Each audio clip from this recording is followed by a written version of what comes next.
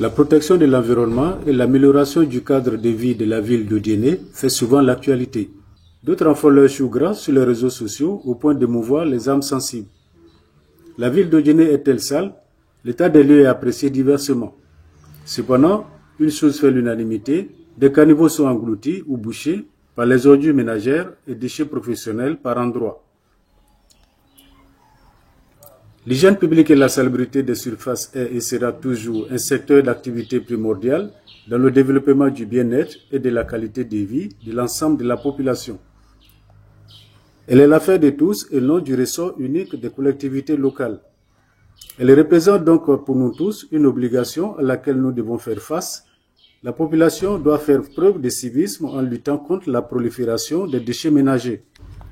Le développement passe nécessairement par le cadre de vie. La jeunesse d'Odiéné l'a compris et a décidé de prendre sa part dans le développement de sa ville pour être un modèle pour la génération future. Le fer de lance de cette jeunesse a un visage. Diaby Ibrahim Khalil, président fondateur de l'ONG L'Œil d'Odiéné, qui œuvre dans la protection de l'environnement et l'assainissement du cadre de vie de la population d'Odiéné. Pourquoi L'Œil d'Odiéné? Monsieur Diaby Ibrahim Khalil, je suis le président de l'ONG L'Œil d'Odiéné. Principalement, nous exerçons dans le domaine de la salubrité, dans l'éveil de conscience, dans l'environnement et dans du social. L'œil d'Odiéné, parce que tout simplement, c'est l'œil qui a vu. Et on est à Odiéné. Donc il était aussi facile de dire en fonction de l'œil d'Odiéné, c'est l'œil qui voit et c'est l'œil qui met de l'action.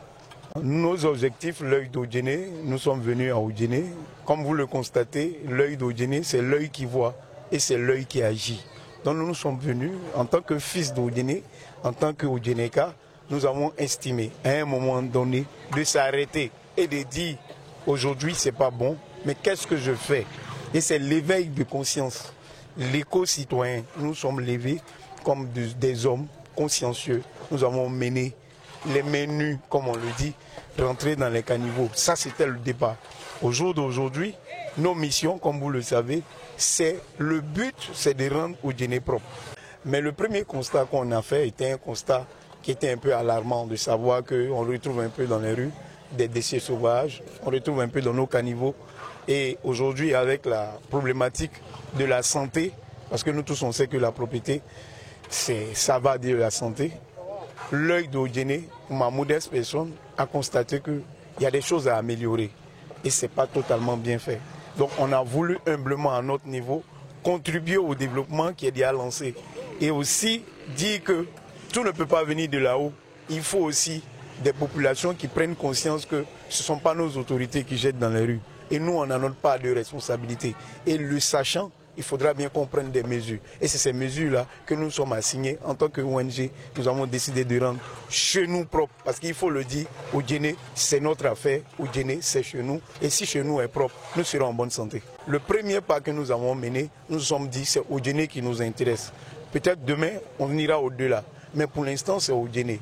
Et nos premières actions sont commencées déjà sur la tombe de Vakba Touré. Pour dire que si aujourd'hui on est Odiéné, il y a quelqu'un qui l'a fondé. La deuxième action, comme on peut le dire, c'est à la PMI. Et la PMI, parce que c'est un centre de santé. Nous avons fait la deuxième opération là. La troisième, nous sommes allés à l'école 2, qui est le pôle de l'éducation, pour dire que nous sommes en phase avec la politique du président de la République, pour dire qu'aujourd'hui, il faut rentrer aussi dans les écoles pour que la nouvelle génération qui monte ne doit pas grandir dans un environnement sale et qu'elle prenne le relais des éco-gestes pour que le cadre de vie soit sain. Et c'est en cela que les 4e et les 5e éditions, nous sommes rentrés dans les populations. Aujourd'hui, comme vous le constatez, nous sommes dans une grande artère, une grande rue, pour montrer un peu que les caniveaux qui sont mis à la disposition des populations, surtout aujourd'hui nous sommes en saison de pluie, ça ne sert pas aux déchets, mais ce sont des caniveaux pour évacuer les eaux usées. Et encore une fois, nous sommes assignés des missions et c'est l'une de nos missions que vous voyez aujourd'hui soir, après un travail d'équipe, après une analyse, nous avons décidé de venir écurer les grands axes et les grands caniveaux, comme vous l'avez constaté. Des jeunes et des femmes ont décidé, à travers l'ONG L'Œil d'Odiéné, d'apporter leur pierre à l'édifice, comme quoi chacun à quelque niveau qu'il soit est capable de contribuer à l'amélioration de l'image de sa localité au prix du sacrifice de soi. Le projet a été épousé par ces jeunes-là. Ces jeunes-là le font par sacerdoce, ils le font par volonté, par amour pour leur région. Ces jeunes-là le font tout simplement parce qu'ils ont compris le bien fondé de la mission qu'on s'est assignée. Il n'y a pas de salaire, il n'y a rien qu'on les donne, qu'on peut dire de manière financière. La seule chose qu'ils reçoivent des populations et de nous-mêmes, c'est des encouragements et des bénédictions. L'ONG L'Œil d'Odiéné, un éveilleur de conscience pour une transformation de mentalité. Odiéné n'a pas fier à lui. Il ne faudrait pas qu'on se cache parce que nous sommes dans un domaine de salubrité. C'est quelque chose de visible. Il ne faudrait pas cacher. Odiéné n'a pas toutes ses lettres de noblesse en termes de salubrité. Mais Odiéné a la capacité, quand je regarde, et au regard du travail qui est fait, a la capacité de remonter le défi, de relever le défi. Parce que nous avons des hommes, nous avons la volonté, nous avons vraiment des gens qui veulent que leur cadre de vie soit propre. Il reste juste une petite chose. Et cette chose, c'est la volonté. C'est la volonté de toutes les populations, non seulement de ne pas jeter, mais de savoir les conserver et de savoir faire de ça de la valeur. Parce qu'aujourd'hui, on sait qu'à travers le plastique, à travers pas mal de choses, on peut en transformer. Donc je lance un appel à toutes les sociétés de recyclage de venir à Odiéné. Parce qu'Odiéné, si lorsqu'on dit c'est des ordures, mais si on ne sait pas or et dû, or c'est de la valeur, et si c'est dû, on peut en rendre ça quelque chose. Cet instrument de salubrité vient appuyer les efforts des collectivités locales et des cadres, en particulier le député d'Odiéné, le ministre Maître Adama Kamara, qui a offert à l'ONG, il y a quelques mois, un important lot de matériel d'une valeur de 6 millions afin de la rendre opérationnelle. La reconnaissance n'est pas silencieuse. Je profite de votre antenne pour dire merci au ministre Maître Kamara qui n'a pas hésité lorsque la doléance lui a été faite, quand on a besoin de matériel, par le canal de Madame le maire, Madame Nassene Batouré, qu'ils ont voulu nous apporter un soutien matériel. Et ce soutien matériel, aujourd'hui, est constaté de tous, parce que c'est ce qui nous sert aujourd'hui à travailler pour toute la ville. Et le contenu de ces matériaux sont 2 tricycles. On a des brouettes, on a des râteaux, on a des pelles, on a des dabas, on a des bottes, on a, si je peux le dire, on a des cache-nez pour nos opérations, comme vous l'avez constaté. Mais ça ne suffit pas. Mais beaucoup a été fait. Avec le peu que nous avons, nous avançons. L'ONG a encore besoin du matériel pour les campagnes de sensibilisation à l'éco-geste au niveau de la population. L'Œil d'Odiéné a besoin de beaucoup de choses et qu'ils ouvrent les portes à L'Œil d'Odiéné parce que déjà Maître Kamara l'a fait, mais Maître Kamara n'est pas la seule personne.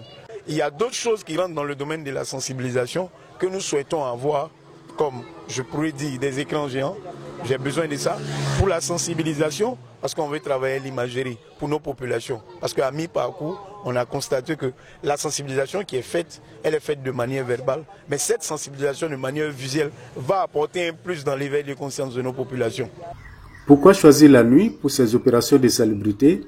Selon le président de l'ONG Diaby Ibrahim Khalil, des fonctionnaires et des hommes de métier se trouvent à leur sein et il ne peut disposer de son effectif que la nuit. Autre raison, la chaleur de la journée qui épuise l'équipe.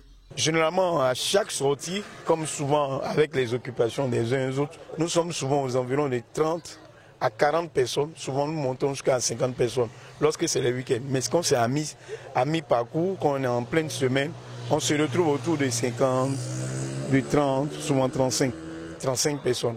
Mais quand c'est les week-ends, on peut monter au-delà. Parce qu'il faut en tenir compte. Nous travaillons la nuit. Et je profite de votre antenne pour dire vraiment merci aux maris de nos femmes qui sont au sein de L'Œil d'Odiéné. Parce que ce n'est pas facile. Nous travaillons la nuit et il y a des femmes mariées en notre sein. Et ces femmes-là ont l'autorisation de leur mari, qui connaissent la nécessité, qui ont compris la nécessité de rendre le cal propre. Et ils l'ont dit, ce sont nos femmes qui détiennent le foyer. Et si ces femmes sont acteurs de la propriété, c'est sûr que leurs enfants vont grandir dans la santé. Donc encore une fois, merci à tous les pères et à tous les maris de nos femmes qui sont au sein de L'Œil d'Odiéné. L'appel que je lance à la jeunesse, c'est d'abord d'adhérer à L'Œil d'Odiéné, qui est une ONG qui est ouverte à toute personne qui veut le faire de manière volontaire pour Odiéné. Parce que c'est l'une des premières des choses. Il faut qu'on fasse pour nous-mêmes. Et c'est chez nous. Et quand chez vous est propre, vous êtes en bonne santé. La deuxième chose, je demande aux jeunes de ne pas jeter les ordures n'importe où et n'importe comment. Parce qu'aujourd'hui, ça y va de notre santé. Je lance un appel aussi à nos cadres, à nos chefs, à la chefferie, de sensibiliser lorsque il y a des visites, de dire et de nous accompagner dans la sensibilisation. Parce que quand on est chef, on a de la responsabilité. Et aujourd'hui, les populations n'ont pas bien assimilé le rôle d'un chef.